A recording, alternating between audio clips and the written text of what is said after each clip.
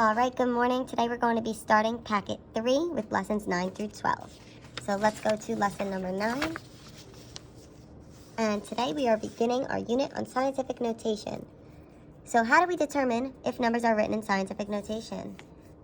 And we want to explain why we can use scientific notation to write numbers. So anything that you might know already about scientific notation, take a second, pause this video, and jot it down.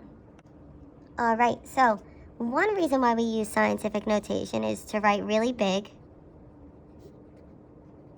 or really small numbers. It's a shorter way to write these type of numbers.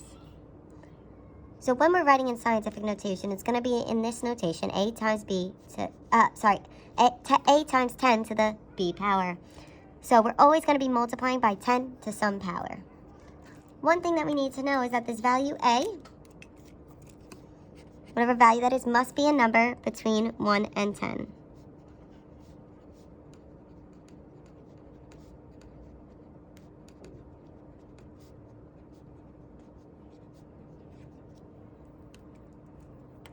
And then we have our b value. So that's going to be our exponent when we're talking about scientific notation. And our exponent when we're talking about scientific notation can be two different things. Our exponent could be positive or it could be negative. When our exponent is positive, that's going to represent a really big number. And it's going to tell us we need to move the decimal to the right.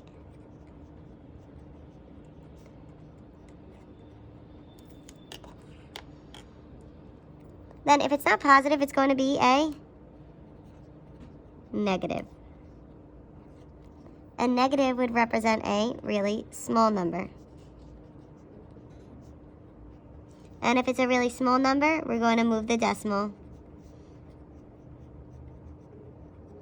to the left. So now to the left is talking about going this way, where to the right, we're talking about moving this way. So here I have an activity that I'd like you to do. So we have numbers written here and you need to go through them and tell me if they are written in scientific notation or not.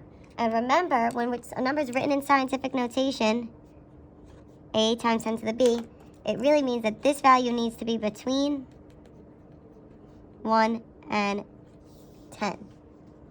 So you're going to write it based on if it is or is not.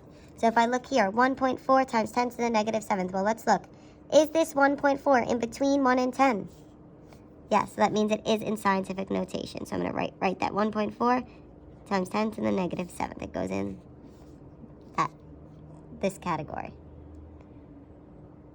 Now let's look at the next one. 4 times 10 to the 7th. Is 4 a number in between 1 and 10? Yes, it is. So 4 times 10 to the 7th goes in scientific notation. Here I have 0.2 times 10 to the 5th.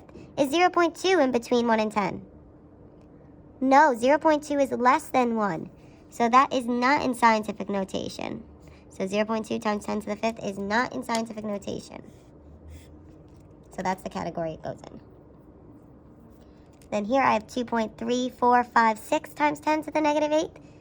Is 2.3456 in between 1 and 10? Yes, it is. So this is written in scientific notation. So I'm going to write it in that category. And then here I have 64 times 10 to the negative 1st. Is 64 in between 1 and 10? No, 64 is bigger than 10, so it goes in the not in scientific notation category.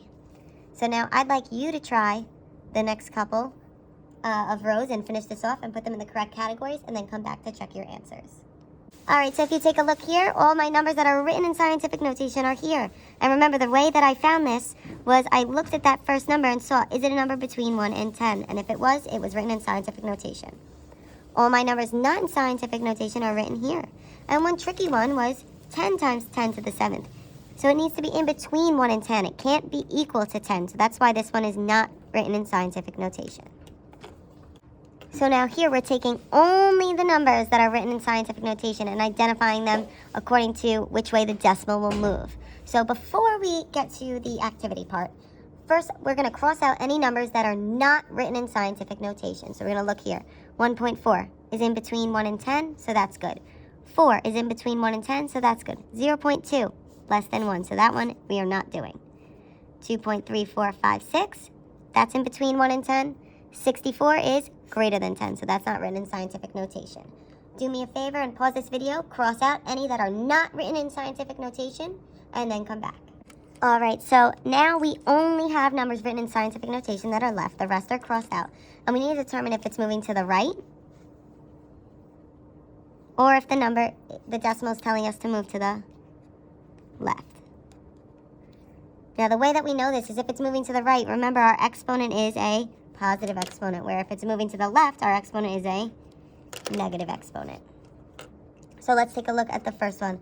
I have 1.4 times 10 to the negative 7th. It's a negative, so that tells us our decimal is moving to the left. So I'm going to put it in this section here. Here, I have 4 times 10 to the 7th. That's a positive, so I know it's moving to the right. So I put it in this section here. 2.3456 times 10 to the, there's a negative 8 there. So since it's a negative, it tells me I'm moving to the left. So it goes in this section. And I'd like you to pause this video and try the rest of them and then come back to check your answers. All right, so if you could check your answers here, remember, any positive exponents tell us that the number is getting bigger or moving to the right. Any negative exponents tell us that the number is smaller or moving to the left. So check your answers. If you have any questions, please let me know and comment them on this video or write them in the Google Classroom. And then complete practice worksheet number 9.